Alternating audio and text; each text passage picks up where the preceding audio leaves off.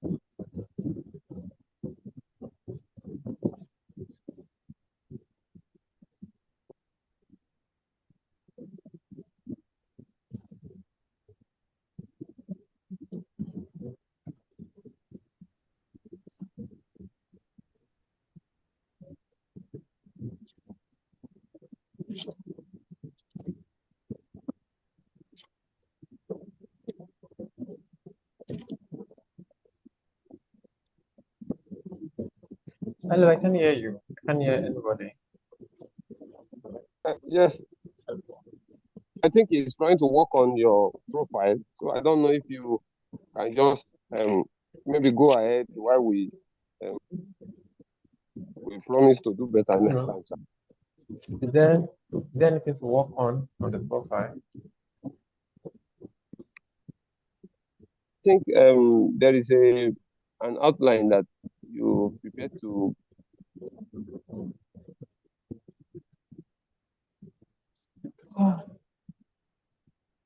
talk about. I don't know if in earnest.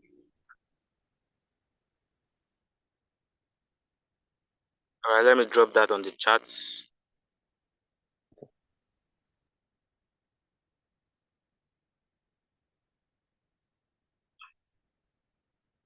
So, can everyone hear me now?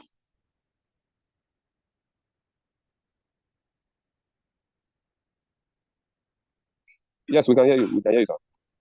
All right. So, Sir Abdulateef has, traveled far and wide to states which include Kano, Ogun State, Osun, Rivers, Delta, Oyo, and Lagos states. Yes, where he has had the privilege of training educators.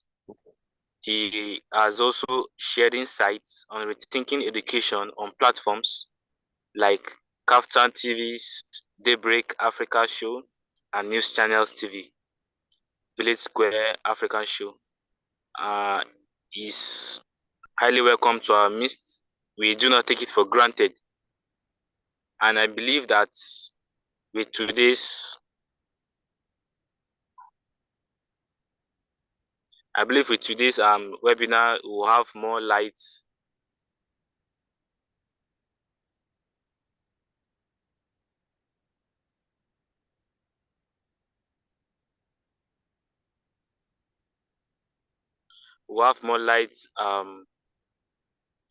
on today's webinar.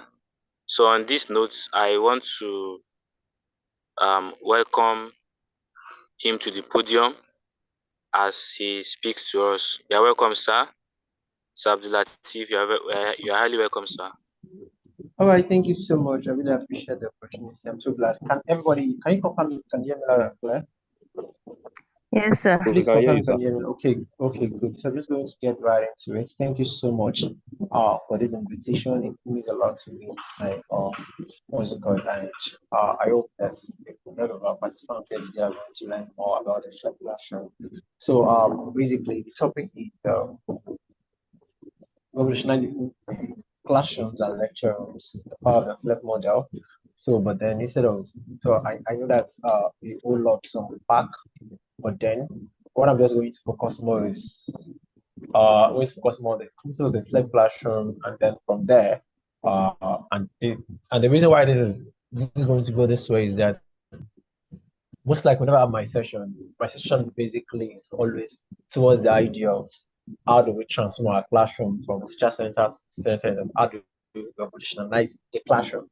Okay, so basically anybody that is here, what they basically want to know is okay, what is it in the flag classroom about? So basically today I'm going to be talking major on the concept of the flag classroom, and then from understanding how the flag classroom works, why you should even consider implementing it, the things around it, and then you're going to see how it's going to naturally, what's it called, revolutionize the way we teach and the way our students learn. Okay, so I just want to like share this with my people so they can also be part of this. I'm going to please give me a minute. Okay, okay, just yeah.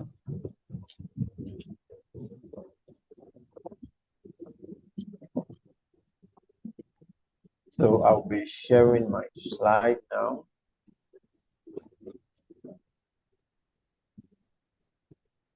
Okay, can you see confirm you can hear me loud and clear? Of course. Yes, sir. We can hear you, sir. We can hear you loud and clear. Loud and clear, sir. Thank you.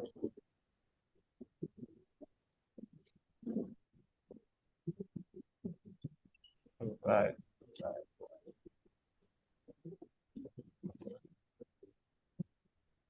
Okay, can you see my slide, please? Can you Yes, see sir, we my can see slide? it, sir. Yes, Yes. yes, All sir. right. So Yes. as I said, Yes. I will just immediately focus on the concept of the classroom. I have like just let's say 40 minutes, 45 minutes to get this done. All right. So I want to especially welcome you all again to this uh webinar. Just titled "Revolutionizing the Classroom," and I really love it. And the lecture room means we're not just talking about the classroom, we're just focusing on teachers who are teaching secondary school, primary school. We're also looking at lecturers, those are teaching in university. And I think this is going to be very good, especially for those who are in a tertiary institution. I especially believe actually firmly believe that this will work the most in tertiary institution. Okay, so we're just going to get started immediately. So what are we going to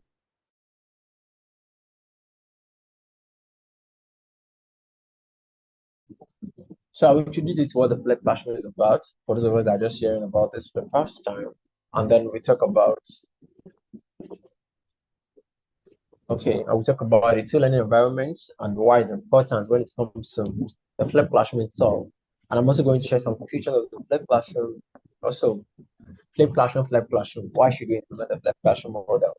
Why implement it? And then we'll talk about the pillars of the flipped classroom. And then I'm going to share with you some steps you can take, but you can start taking immediately to start implementing the flipped classroom. All right, so we're just going to talk about that. So if you're ready, just comment ready in the chat and let's get started. Are you ready for this? We are ready. We are ready. Ready. All right. All right, thank you. So what's the flipped classroom about? So the flipped classroom is as I've written here, is an instructional strategy where traditional learning activities such as lectures are moved outside of a classroom and traditional homework tasks are moved inside. Okay, students engage with instructional content at home through videos and readings, and class time is dedicated to interactive application-based activities facilitated by the teacher. All right, I think I'll prefer this. Okay. Okay. So, yes, I don't know. Can you see my video? Is my video showing? My video Yes, showing, sir. please? Yes, Yes. sir, we can. Clear. Okay, good. Yes, it's clear, sir. It's showing. Okay, I'm Yes, sir. trying to get something. All right. Okay, so can you see what I'm holding right now? Can you see what I'm holding? Yes, sir. Okay, so this We is can a see it. toothbrush, and then this is like the right way of holding it, like the upright way of holding a toothbrush. I just want to give us the analogy of what it means to flip a class, or what exactly are we flipping. So when we talk about the flip classroom, let's say this is a classroom. So when you flip this classroom, we mean that we turn it upside down. Okay, it means we turn it what? Upside down. It means, so what it means is that probably something that's supposed to be at the top before has not come to the bottom, and something that's supposed to be at the bottom before is now at the top. Okay, so what it means is that when you're talking about the flip classroom, means there are some things that we do at home, there are some things that we do in school. We do it solely. I mean, we only do it in school, but now we're taking it at home. So what we always do in school, we take it at home. Always do at home, we bring it to school. That's what the flip classroom is about. So all these ones, they are just English and like the conceptual definition. So let me just like read it again and explain it line by line. So we have the flip classroom is an instructional strategy where traditional learning activities such as lectures are moved outside of the classroom. Okay, they are moved outside of the classroom, and then traditional homework tasks are moved inside. So traditional homework are moving inside. What it means is that the things that we normally do in the classroom, okay, which involve lecture, reading, and all those things, we take it outside of the classroom and we use it as a homework for students. And then the homework that students always do at home, we bring it to the classroom and they do it in school. Okay, so we say students engage with instructional content at home through videos or readings. So what it means is that naturally students are supposed to learn, are supposed to do whatever they want to do, all the learning they want to do, they want to do it in the classroom. Okay, but now we take that at home. So they do that at home. And then what they are supposed to do at home, which is do assignment, evaluate, where the teachers actually evaluate what they have learned. Now we bring that to school, and that's what they do in school. So we say students engage with instructional content at home through videos or readings. And this is very important. Class time is dedicated to interactive application-based activities facilitated by the teacher. So in the flipped classroom, that's one of the difference. The flipped classroom, the teacher does not just teach, he or she facilitates knowledge. He or she facilitated student-centered learning activity. So in the flipped classroom, class time is dedicated to what? Interactive, application-based activity, facilitated by the teacher. Okay, and we are together. All right. So for us to now really understand what I've just explained here, let's talk about the two learning environments. So, and I'm really glad I used this word, learning environment. I did not say teaching environment. Let's I don't know. Sorry, just please give me a sec. I want to confirm this. Sorry, just please. Okay.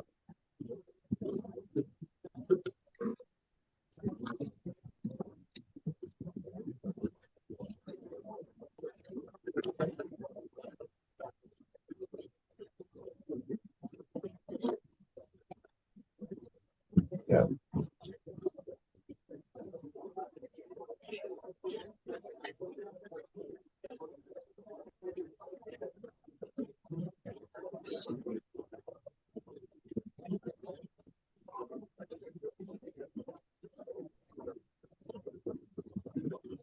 Okay, so as I was saying, so I intentionally use the word learning environment and not teaching environment because when we talk about the flipped classroom or when we talk about teaching and learning itself, we always mix two things up. The two things we mix together. Most of the time we hear teaching and learning. But then so let me ask this question here. I know we have some people here. Is teaching and learning the same thing? Teaching and learning, are they the same thing? Teaching and learning, are they the same? Just put in the chat. Let's use the chat this. Is teaching and learning the same? No, no, they are not. Exactly. So teaching is what the teachers do, while learning is what learners do. So we talk about learning environment, which does not mean, and then we notice that when we talk about schooling itself, education is not about teaching. The major aim of education is not to teach. Okay, our students don't come to school to be taught; they come to school to learn. It's more like an irony, it's more like a paradox.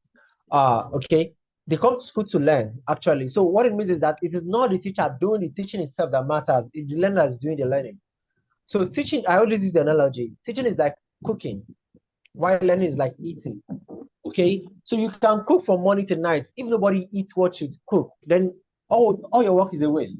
All your work has just been a waste of time. All your cooking has been a waste of time. Okay, so because what I'm saying is that especially for those that are here and that are watching the recording, is that most of us we focus too much on teaching, instead of focusing more on learning, on the student of what our student is learning.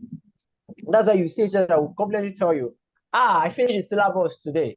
This time I finished all the syllabus. Am I against finishing the syllabus? No, I'm not. Okay, I'm not against that in any way. But what I'm saying is that it is not about how much you teach, it's about how much your students have learned. Okay, how much they have learned.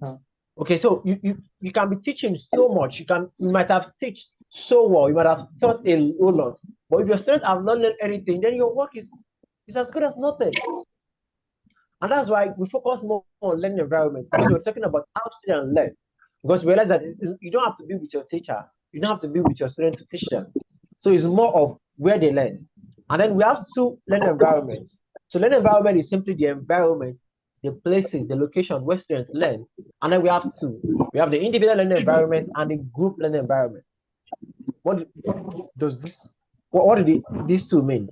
Individual learning environment is those learning environments where students learn on their own. They learn solitarily. They learn in their own space. Okay, can you give me an example of individual learning environment?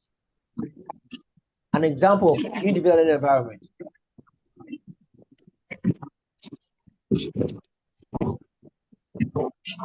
Just use the chat, and then what I'm waiting for that. Then we have group learning environment. Group learning environment is where students learn together.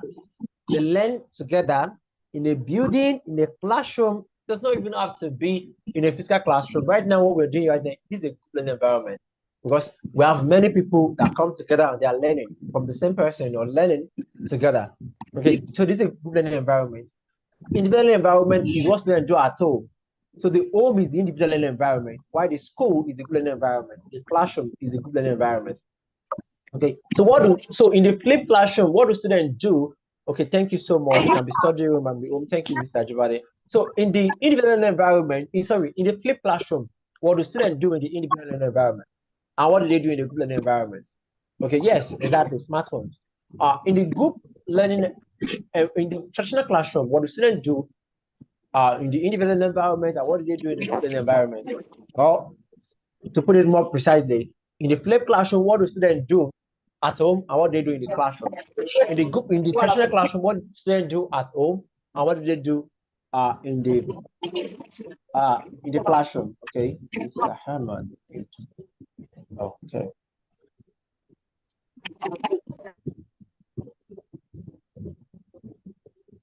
Okay. So now, so this is a picture of it. So in the individual, so we have the individual learning environment, and as I said, this is the home, right? So in traditional classroom, what students do is that they do homework. They have gone to school. That particular day, they have been taught, let's say, soil, erosion, transportation, whatever topic they have been taught, and the teacher wants to evaluate them, want to know, have my students really acquired this knowledge that I passed across? Have they learned? Okay, because one of the reasons why flip classrooms are very important, in fact, is because of assessment, and I will get there. Okay, so so in the traditional classroom, students now do assignments because they are now being evaluated based on what they have learned, or to put it another way, they are applying the knowledge they have acquired in school. But in the flip classroom, the individual environment, which is the home, what students actually do is that they learn. They don't apply information. They don't apply it. They actually acquire the information. How do they acquire the information? Tomorrow, for example, now this is the weekend. Today is Saturday, and then Monday, the next topic I'm going for my students. Let's say mathematics is simultaneous equation. So I already told them we're going for our next topic is simultaneous equation, and I want you to watch a video that is going to introduce you to the topic, simultaneous equation. So instead of them coming at home and then working through the weekend, doing a lot of assignments, as we always do for them, I give them, what's it called? I give them some videos to watch, okay, that they are going to watch, and then it's going to prepare them ahead of the class. I can hear some. Okay. You're going to prepare them ahead of the class on Monday. Okay, so that's what you're doing the flipped classroom. Now in the group learning environment, so as I mentioned earlier, for traditional classrooms, group learning environment is where the teachers actually, where the teacher teaches. Okay, you see, we have some students sit here, and the teacher, and then the students, everybody sit down to learn most of the time passively, and then when they are learn, please, I want to ask you a question now, a general question. I want everybody to please unmute themselves and answer the question. Can we do it, please? So I'm a teacher right now. I am just done teaching everybody, and I want to ask you 2 questions. Just 2 questions. Are we ready? Are we ready? We are ready. Just put the chat. Yes. Ready? Yes, sir. Okay. Ready, sir. Do you understand? We are ready, sir. So I'm asking you a question. We are just done teaching, and I'm asking you a question. Remember when we were in school now? Do you understand? Yes, sir. Yes. Any Jesus. question? Food off. I can still hear you. Oh, sir. Any question? Jesus. No. Exactly. Thank you. So what I'm trying to demonstrate is the fact that when we teach in most classrooms, you're going to ask just 2 questions. Do you understand? Everybody's going to say yes. Any question? No. Now give them your question. You'll be surprised. Not everybody will be able to do what you just taught them. So that's what happened in traditional classroom. Teachers teaches everybody together, same time, the same pace. We expect them to all learn at the same time, and then we give them assignments to do. And then when they get home, they come and do the assignments here, which was what I've shown earlier. But the flipped classroom, students have first watched the video on simultaneous execution. They have watched the video, they have jotted some things down. Now they come to the class, okay? And then what they do is that teachers will first give them work to do. And this is not a one-size-fits-all, depending on the subject you're doing. So it can, what's it called? If it's a subject of, let's say, mathematics now, instead of, if it's mathematics, instead of me coming to now start teaching them some question, I've already done that. What I need to do now is come to the board, give them a question, some question, and ask everybody to start solving. For me, and I will explain to you why it is important. So I have given them the knowledge, and they have acquired the knowledge at home. Now I want to evaluate the knowledge in school. Okay, so I'll now give them the questions to do, and I will start going around to see what they're doing. Why is this important? And yes, why is this important? Why is this worth all the trouble we want to go through? It's because assignment, which is meant to tell us how far or to the extent to which our students have learned whatever we have taught them, is no longer credible. Okay, it's no longer credible. It's no longer enough to evaluate our students. Why? Because in this, most of the time, in this particular era, when you ask students, you give the student an assignment to do, and then when they get home, they look for someone that's going to teach them the assignment, not just teach them, they look for someone that's going to sometimes do it for them. Most of the time, the assignment they do, which is supposed to evaluate them based on what they have learned in school, someone else do it for them. And so you give a student assignment, someone will score 10 over 10. And then ask that person to come and do it on the board, they will not be able to do it because they don't do it themselves. Okay, but you see someone else who is actually struggling to do it himself, who is looking for someone that is going to teach him, but not do it for himself, not do it for him, we score 2 over 10. But put both of them in front of this class and ask them to solve it on the board. The one that scored 2 over 10 might actually know it more than the one that scored 10 over 10 in the assignment. Okay, so because most of the time, assignment, especially this word, we prioritize test scores over true knowledge, over the knowledge itself. So someone can score high, and exactly we are not angels actually. So that's one of the ways for us to know those people that understand. What I'm saying is that it is no longer credible because there are a lot of external factors that are coming into it. Okay, most parents are more concerned about the score their student is scoring in assignment and test over how much they're actually learning. So what that means is that if your student is learning, no matter how much the particular student is learning, they're not bringing 10 home. The parents cannot relate. Okay, so they will most likely want you to they want to see you score that 10. So that's why they will send you to Brother Lagbaja, Sister Lagbaja to to Sister Praise, Mr. David, Uncle David, yes, for them, the person to teach you the assignment. The person will not even have the time. Just say, give me the question, just help you to write all the answer in one particular book, and then you go and copy it down. No. And that's why the assignment you admit to your student that everybody score 10, if you need that side assignment in continuous test or exam, that same question, they will fail miserably. They will fail beautifully, and you wonder why, what is happening. But when we change the approach and we're working with the flex classroom, what happens is that you are giving them the assignment, what they're supposed to do at home, and probably get external help to do. They are in your class, they are doing it with you there. If they need any help, you'll be there to give them. Because it's not about whether they score 10, it's about if they can be able to do it. And as someone that teach mathematics, I'm a mathematics teacher, so I teach math. And I can tell you, especially for mathematics, there are some, one of the reasons why students fail math is not because they are not good at math. It can just be some simple mistakes. So in the flip classroom, instead of teacher sitting down and then you sit down and wait for students to finish test, finish your assignment, finish your class, you don't sit down, you move around, you see what everybody is doing, okay, and then you give them necessary corrections. It's not your joy for them to come and then they score 10/10, they score 2/10, just because they make one tiny mistake. No, that's not your joy. Your joy is for you to be able, is to be there for them. They are making any mistake where they're supposed to put plus, they put minus. Your job is for you to see that ahead. We should stop turning our students to failure just because they make one simple mistakes. Okay, that's what it means to be in a flipped classroom. And you see, this is actually only possible when you don't have to like get into the class the first time in the class and then you start writing notes on the board. Because imagine you have a lot of notes to write. You first go to the class, you have to write the notes, you have to explain what time do you have to give them classroom, not now type of going around and see what they're doing. Okay, so these are the essence of the flipped classroom.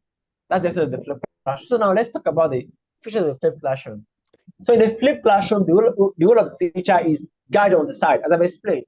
In the traditional classroom, the teacher acts like a sage on the stage, like the way I'm doing right now. Sage on the stage. I'm the flipped classroom, so I'm not talking about the flipped classroom. I'm the only one talking here. And I remember I was in Kano last year, okay, and I have what I always do when I want to have a session like this is I give videos to especially when I'm having a structured training, 2 days, 3 days like that. I give I give a link for the participants, for the teachers to have access to the video I had to watch the video so you can understand what the flipped classroom is. And then when we come to class, when we are in the training, I try to gauge what they have learned, like do it, experiment the flipped classroom itself. But then most of the time, they don't even bother to watch the video. So this is the case with them too. And then I have explained the flipped classroom. I've done a lot, asked them some questions, do a lot of things. And then one person asked a question and they were like, what I'm doing right now, do I know, is it the flipped classroom I'm implementing? And I said, no. Okay, it's not the flipped classroom. The only thing, when I was supposed to do the flipped classroom, you did not allow me because very few of you actually watched the video. That's number one.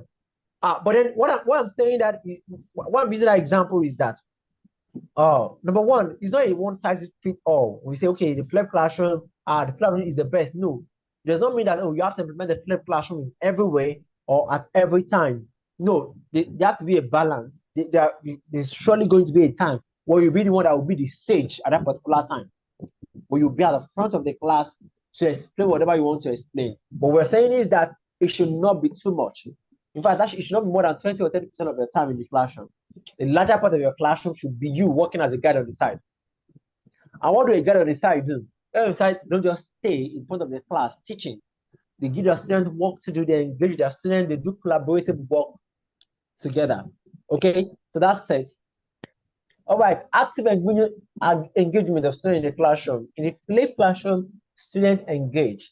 Students are not passively learning. In the flipped classroom, we see students as containers that we just put water into. We see them as things, as a container that have a content inside before that we just need to add more to it and then to become more. Okay, so that's it. So students engage. Flipped classroom is student-centered. So you don't just, so it's not about you, it's about them. It's about what is going to make your student learn the best. It's about the best way to communicate. It's not about how you teach, it's about how your students will learn. It's about how your students learn. So it's about you doing teaching in a way that your student will learn. not you just teaching in the way that you prefer. Okay, so that's the idea of the flipped classroom, and that's one of the features. And then this one, I don't know, I always spend a lot of time explaining this, but I will make sure I do it very quick. So one of the other feature of the flipped classroom is equity in learning. So we have two terms that we're very familiar with: equality and equity. Equality is the idea that you do the same thing for the same people. Okay, we have 8 people here now, including me. So let's say we have 7 additional people here. So equality means that I give all of you. For example, I want to give Mr. Festus, right? Okay, if I want to give Mr. Festus, I'm meaning 1,000 naira. So I give everybody here 1,000 naira. That's equality, okay, which is actually good in many cases. But equity is you doing for people based on their needs. So let's say Mr. Festus need 1,000, I give him 1,000, but Mr. Ahmed actually needs 10,000 naira. So I give him the 10,000 naira he needs. Miss Busaya may need 20,000. So I give her the 20,000 naira she needs. So equality is the idea that you do for people the same thing, all true. But equity goes. But equity is more like you do for people based on their needs. Okay, based on their need. And another example of this is you have two kids. One is 15-year-old, one is 5 years old. So your 5-year-old only need to take one sachet of golden more. Okay, but your 15-year-old boy, even though at this time he does not even take much of golden more again, if he's going to take golden more, you need at least 3 sachets of golden more. Equality is saying that I give my 5-year-old kid one sachet of golden more. I must give my 15-year-old kid one sachet of golden more too. That's equality. Equity is to know that, okay, my 5-year-old boy might be okay with just one sachet of golden more. But you see my 15-year-old boy, he might need up to 2, 3, or 4 sachets. And as you can also see in the picture, equality is we have 3 kids here. One in the blue, who is tall, the one in the red, and the one in the purple. Both of them are out of the stadium. Okay, and they want to see what's happening in the stadium. So equality is that there are 3 stools that we have. So we give each of them one stool. I'm going to let them stand on it. The one who is on blue, who can see the fence without what's it called? Climbing the stool before, is now taller because of the stool. And then the one who is red, who cannot see the stool, who just need one stool, is also saying, but you see the purple guy, he's not able to see anything. Equity is to know that, okay, you see this blue boy does not need a stool, so don't give him any. The red boy needs just one stool, give him one. The purple boy needs 2 stools, give him 2. So what it means is that, so equity is a combination of equality and inequality. Equity is the idea of that we give people different inputs so that we can get the same outputs. So how does it relate to the flipped classroom? Equity is telling us that we can teach our students differently. We can teach them in different ways, different manner, using different styles, but the goal is the same. They should end up in the same place. They should learn the same thing.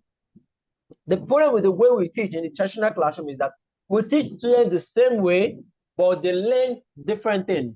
They learn at different paces, at different paces. Okay, so that means at the end of our teaching, all of our students, they are not in the same place. They have not gotten to the same level they are supposed to get to. They are in different level, even though we think that we have done our best. So how does the flipped classroom help this? So when you give student videos to watch, so let's even use instead of using the primary school, the teacher institution. So those of us that have been to university or currently in university, you know that there's some of us that learn very quick. There's some of us who need more time to learn. There's some students, like I finished my degree last year actually, so it's still fresh in my memory. So there are students like when they're teaching you in class, they only write notes. They know that yeah, I'm in the class, but they know that they still need to go and meet the scholar of the class to teach them again, or they need to go back home, read that thing again before they can know it. Some, as the teacher is saying it, as the lecturer is saying it, they are grabbing it immediately. They don't have any issue doing that. Okay, they have that ability. There are some, they need to like listen to the lecturer like 3 times, they need to read it like 3 times before they even get it at all. Okay, that tells us the uniqueness of our students. But then now imagine or take for instance a lecturer who has heard about the flipped classroom. At this particular stage, everybody, 99% of students in the classroom has a smartphone. So the teacher or the lecturer, instead of coming to the class and introduce the topic to the student in the class, now create a video or even go online and get a video, send a video to the students for them to watch, and then they watch the video ahead of the class, okay, and then they come to class, and then instead of the lecturer teaching them, okay, before you even get there, so you give the video, so let's say the video is 5 minutes, 10 minutes, and that's the time for the flip classroom that's the average time for a video you want to use the flip classroom, 10 minutes, at most 15 minutes. So among the students, there is one who needs to watch this thing just once and it's good. So you watch the video once, you jot down what is going to jot, and then it's done. But there's Abdulatif who needs to watch the video at least 3 times. And most of the time, this Abdulatif cannot ask questions in class because it does not have the mouth to say, Mr. Dejin, you need to explain this thing 3 times for me before I understand. So Mr. Dejin will explain the first time and then we'll ask, please, can you explain again? So you know that at that particular time, he's not delaying all the class. But this time around, Abdulatif is at home with him by himself, watching the video, watching the first time, he gets like 30%. So okay, don't worry, Abdulatif, let's do this again. We are just the one doing this by ourselves. So watch the video again. This time around is like, what's it called? 60%. Okay, now let's do it for the third time. By the time you do it for the third time, that's reached like 80 or 90%.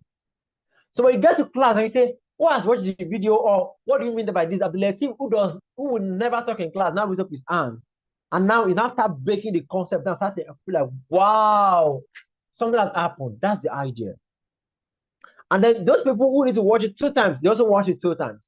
Those that need to watch it once, they watch it once. And then everybody gets to class and they are almost on the same level when it comes to their learning. They all go to the same stage when it comes to their learning. So there's nothing like, hey, this one is brilliant than this one. There's nothing like someone is shy in the classroom. Yes, there are people who are more conservative. But then in most cases, when you know something, you don't feel shy about it. Because competence always leads to confidence. Sorry, yes, competence breeds confidence. When you know something nobody's going to, they don't need to prod you before you come out and come and talk about it. Before you raise up your hand, and then you can feel anxious, but by the time you start talking, everything is going to evaporate and you're good. That's the idea. So students are learning differently. They're learning at different paces. So those that need to watch it once are watching it once, twice, watch it twice, they watch it twice. They're learning different ways. And then let's say you're not making use of video. Video appeals to multiple sense of learning. There are some people who need, and you see the way I'm using this now. There's some people right now that if the only thing I've put here, sorry, please give me a sec. Yes, this is the only thing I want you to say. So if the only thing I've put here is this equity in learning, that's the only thing they need. They will get it. They just need to see it. What's this guy talking about this morning? Okay, equity in learning. That's the only thing they see. There's some people, it is not what they are seeing on this slide. It is what I'm. Some of them, they can even put their phone somewhere. You just use their AirPod. They will not even look at the slide at all. They just need to be hearing it. There's some, it is not, this equity in learning does not mean anything to them. You see, it's this picture that means something to them. This picture of, wow, equality, equity. Why am I saying this is that our students learn the different ways. And then we start creating video, you use all this, you consider all these multiple styles of learning, you add pictures, you use tests, use audio like this. It appeals to multiple styles of learning. So students are auditory, visual, verbal, kinesthetic, all of them can from the video. Okay, so they are learning differently. They are learning, yes, they're learning at different places. When they come to class, they are all at the same stage. They have all learned. That is the idea. And then we can now wind it up. We can say, okay, what is left for you to know? What can I add? What activities can we do in class? Okay, that is the power of the flipped classroom model. Okay, and this is one of the reasons why we need to like consider this. So why implement the flipped classroom? Number one, it speaks the language of today's students. Today's students are digital native. They're digital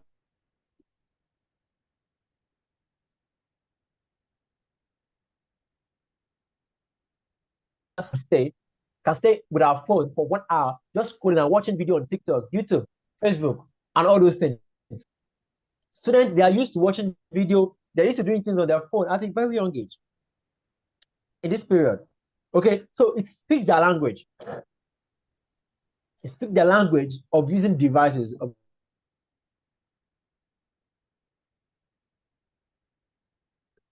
technology, of using phone to excel. I'm explaining how it does that. So then I need to watch something twice, thrice, they have that. They have that particular autonomy of that they're learning.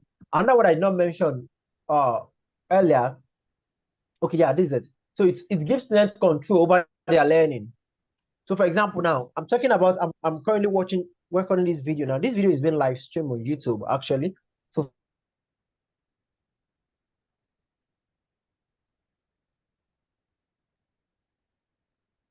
video later. I'm doing this video. If there's something I say that is too fast, it's very rare for anybody to call me back and say, oh, Mr. Abdulatif, you said something that was too fast. Or I said it once and then you want me to say it again and I have to like put myself 3 times.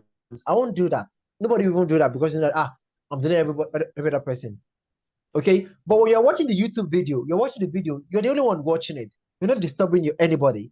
If I say something twice, if I say it like if I'm saying something that you feel like, oh, this button is too fast, you can easily what's it called? Rewind the video, take the video back, and watch it again.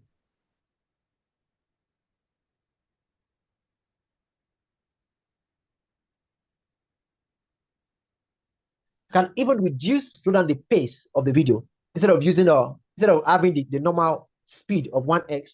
I turn it to like 0.8 so that the person can slow down and he can hear what the person is saying, word for word. That is the idea. Your student can also do something like this. Okay, if you talk too fast, they can rewind it, they can watch the video all over. If you're doing something like, for example, now I'm in class and the teacher explaining something, and then just for example, now you're explaining something. I'm talking about something right there, and then and this is why, and then okay, you have to receive a call right now, and then you go and receive the call and you come back. You can't say, hey, Mr. Abdulatif, excuse me, please, I asked people to go and receive a call. Can you please go back? No, it's not possible. But if it is a replay, if it's a video that you're watching, even if you pause the video and you go back 1 hour, 2 hours, you can still come back and you make the video where you left it. All right, that is the idea. So students have control over their learning. Okay, and then it helps them develop some scientific skills. They develop communication skills because when they learn, they don't just learn. The student evaluate them. He asks them to present. We ask them to present. Tell them, okay, what have you learned? You've watched this video on transportation. Tell me what have you learned about transportation. They will explain. Collaboration. They work together in groups. They don't just work alone. Okay, creativity, critical thinking, because they have enough time to think about what they have learned before they come to class. They are owning their critical thinking skills and their creativity. All right. So what are the pillars of the flipped classroom? So we have 4 pillars of the flipped classroom, and it's we use the word, the acronym FLIP for it. So number 1 is flexible environment. So just like most of the things you have, structures, they have at least 4 pillars. Okay, that's the same thing for this one too. At least for the flipped classroom to work, they need 4 pillars. We have flexible learning environment. What it means is that in a flipped classroom environment, things are not fixed. Things are not rigid. Things are flexible. There's no like, this is how we always do it. This is where my chair. This is where the chairs always are. This is where the things are always arranged. No, things can be changed. Okay, everything is always flexible. The learning culture of a flipped classroom is student-centered. So everything you revolve around the students. You are very, very important as a teacher, but everything you do should be to the best of your students. Intentional content. I've talked a lot about giving students videos to watch, giving them materials to watch. You have to be intentional and deliberate with the resources you give to your students. You cannot want to teach them quadratic equation in school now and give them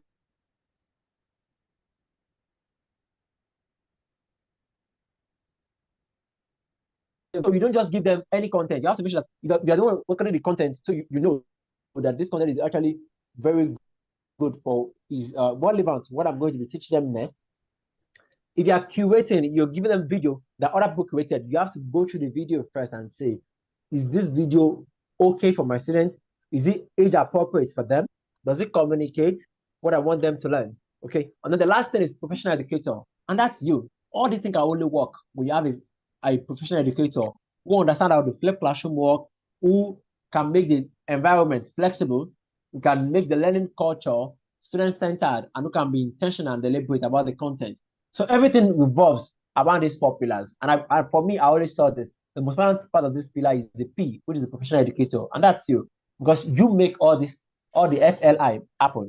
Without you, all the other pillars will not even stand, will not even be there in the first place. Okay. Now, what are the things we need to implement the flipped classroom? The first thing is you need to embrace the idea. And to embrace the idea, you need an open mind and understanding of the flipped classroom. Open mind means that you don't feel like, hey, this is where we have always done these things. Are you not saying that the traditional classroom does not work? No, that's been close-minded. I'm asking you to be curious. I'm asking you to have an open mind. I'm asking you to be open to new ideas. And then when you're open, the best thing you need to do is now you have a lot of questions because you're open. So you now need to go and look for answers. What is this flipped classroom? Can it even work in my class? How does it work? Because before you can implement the flipped classroom, you must understand it. You cannot implement what you don't understand. So to even embrace the idea in the first and decide that, wow, I want to start doing this in my school, in my class, in my lecture room, then you must have an open mind and you must understand what it's all about. Then train the teachers. If it's for you if it's a school, then the school is, let's say school now has to implement this in his or her school. Then the teacher needs to be trained. If you are the one, you need to train yourself. You need to acquire the skills of how to implement the flipped classroom. You need to acquire the skills. Okay, and then you also need to inform and involve the parent. If you're in the secondary or primary school, you need to inform the parents.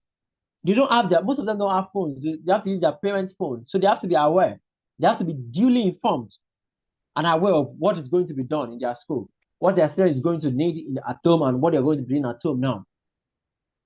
If it is the lecture room, your student needs to be educated because they don't need parents, actually. Their parent is not with them, but they need to be educated and they need to be orientated on what the flipped classroom is all about and how they'll be watching the videos and why it's even important for them to actually change the way they learn. Okay? So before I even go to how you can implement it, the classroom implementation part of it, has it been making sense so far? Has it been making sense? Has this been making sense? Yes, yes. Okay, I'm glad it doesn't make any sense. Thank you. So classroom implementation.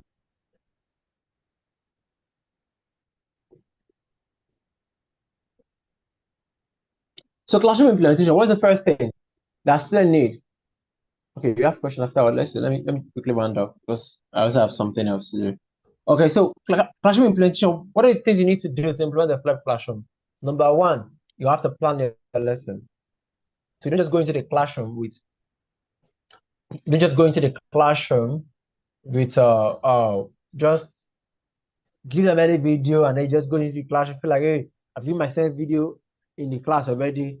I don't need to do anything. So you need to plan. Which video am I going to give to my students to watch at home? After I've given them the video, what are we going to do in school? What are we going to do in the classroom to uh, deepen their understanding of what they've learned at home? Okay, and then you need to curate your content. What are you going to be giving to your students at home? What video will you give them? Are you going to be able to curate it or will you curate it? Curate means use other people's video. And then you also need to educate the students. After you have the video ready, you need to educate them. How are they going to watch the video? What are they going to do about the resources? How will they go about the resources? And then lastly, and then the next one is you need to find a way to share the content with them.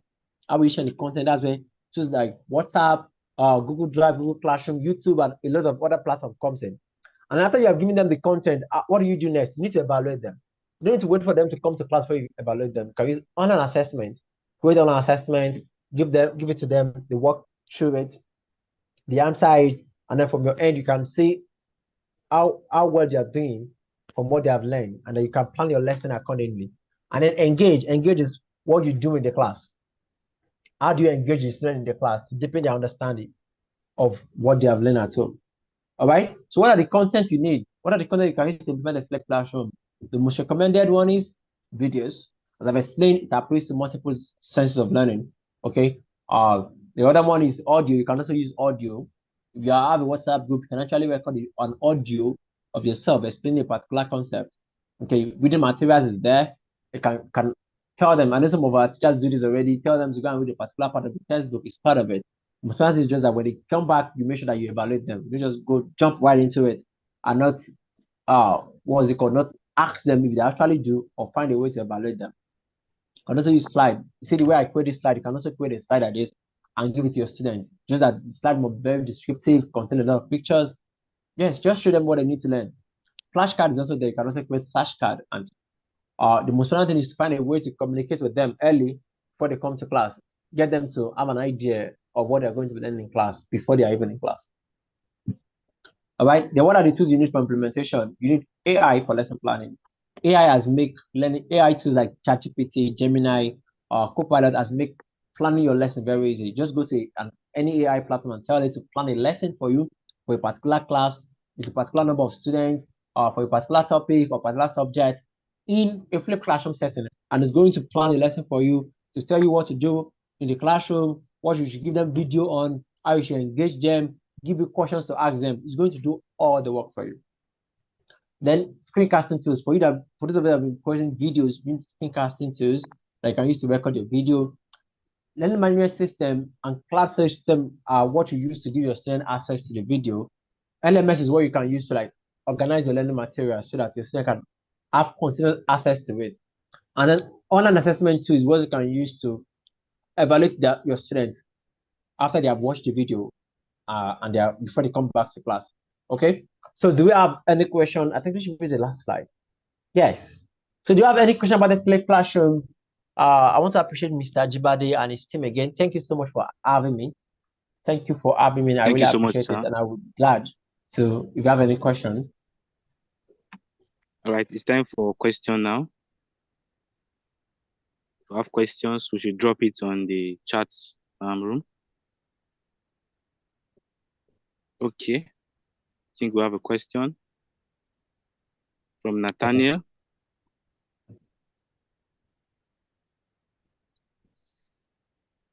Any other question?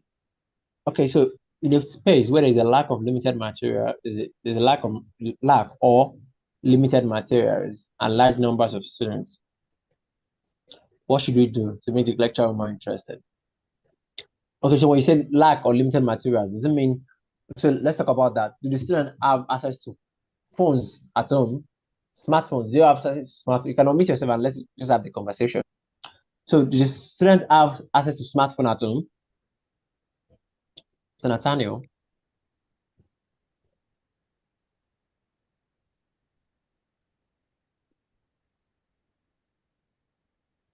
Is Mr. Nathaniel there?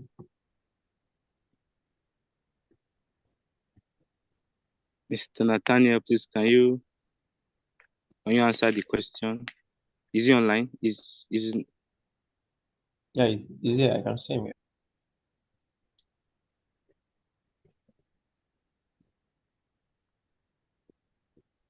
Okay, yes, they have smartphone at home. So if they have smartphone at home, and then I think that answered the question itself. You just need to find a way to get them to have the videos or to have the material, to have access to the materials when they are at home. And the thing they need for that is their smartphone. Or depending on the school, there might be a lot of policy around it. You just need to work with your school, get your students to be aware. Maybe you have for example, for most schools, if it's private or public, they have WhatsApp group. In fact, public schools also now have WhatsApp group for their students now. Okay, so you can have a WhatsApp group where everybody's added, and then you can give them access to the materials in the WhatsApp group, and everybody's going to have access to it. But I also like to always say that flipped classroom is not a tech, it's not a tech this thing, it's not a fully tech or how should I say it? Flipped classroom is not technology. Let me use that way. So it's just a way of using technology. Okay. So sometimes also one thing I don't mention here is that it does not always have to be. You don't always have to give your students videos to watch outside the classroom. Sometimes we have something we call in-class flipping, where you can give students access to those materials first thing in the classroom. So for example, now let's say you have a large screen in your school, you have like a projector, you have to have their personal projectors now. or should have projectors, or you have a laptop, or you have like say a computer lab or things like that. So you can do something like that. Give your students. So when they come to class, the first thing you do for them is play a video for them. Imagine if you are teaching grade 4 or grade 3 and you want to teach them transportation, and the first thing you do is play them a video, all this cartoon video, 3D animation video of transportation that show different type of transportation, show them motors that are moving, trains, airplanes, and things like that. Okay. Uh, show them all those things, and then after they have watched it, maybe let's say 3 or 5 minutes after they've watched what's it called? They've watched a particular video, then you know go ahead and introduce the topic. The idea is for them to have something to make learning as engaging for them as possible, as engaging for them. So let's say you play a 5 minute video on transportation. You know the number of things that can be communicated in a 5 minute video, a whole lot. Surely one that is very interesting for them. And then those kids as grade 3 or as young as they are, now ask them to tell you things they learned from the video. You can spend a load of 30 minutes on that alone.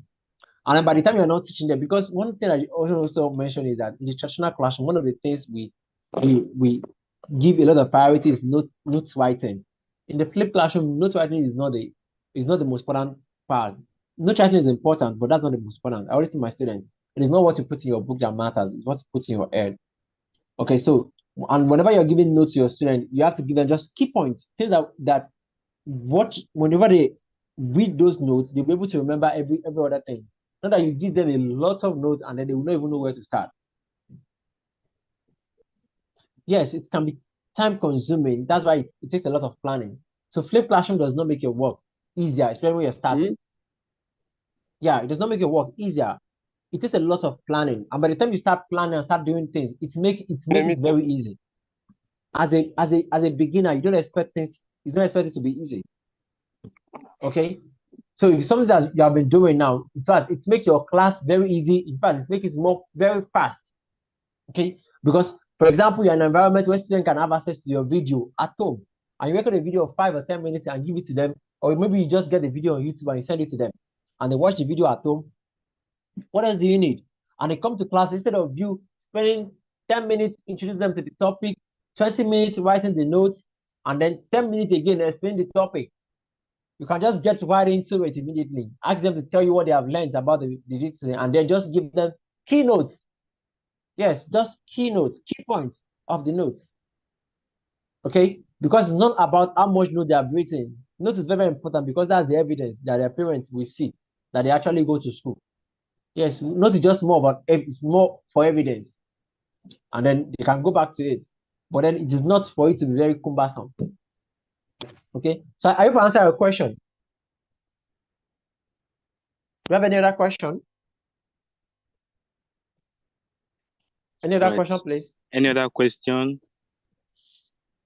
Yes, I have had check the chat. I think there's a question. You should be able to see it. I directed it to you. Mr. Nathaniel, I think I answered that already. It has been answered. Okay, do you want for time consuming? I think I also talked about that already. To speed up the process is more of planning. It's just planning. There's really nothing to speed up there. It's planning and experience. The more you practice, the more you do it, the better you become at it.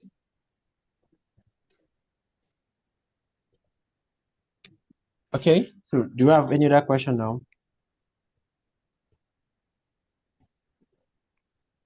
All right. All right, so thank you. Mr. Festus, over to you, sir. Oh, thank you. Very powerful lesson, and we have really learned a lot. Grateful, and we really appreciate your effort. It's our hope that you have taught us rather, we'll be able to use it and bear much fruit. And looking at the situation in the country, whereby there are a lot of we believe that applying this flip classroom model actually results in our teaching, and the results that we hope to have is that our students learn more and not just to our knowledge, because we introduce them to hands-on examples and method of teaching. So we are really grateful. We are going to round up now. But before then, I want to ask our host. I don't know if there's any other thing. That, can you hear me, sir? Mr. Buddy?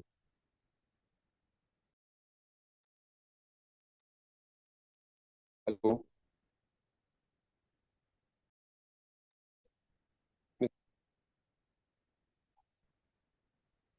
Oh, there's no problem with us.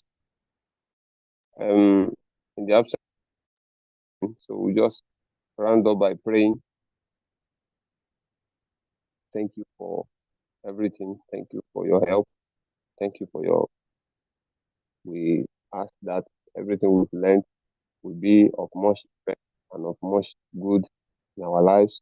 At the end of everything, only your name will be glorified. Our teacher, thank you for what you are using to us that in that which she's doing. And at the end of everything, only your name will be glorified. In Jesus' name. So come to the end of the meeting and exit the meeting.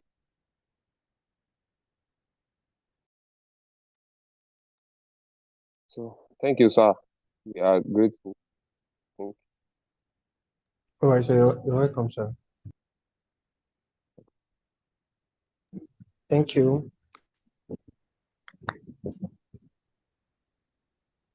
Please, so can I end the meeting now? So I think we can leave the room now. Yes, we can proceed out.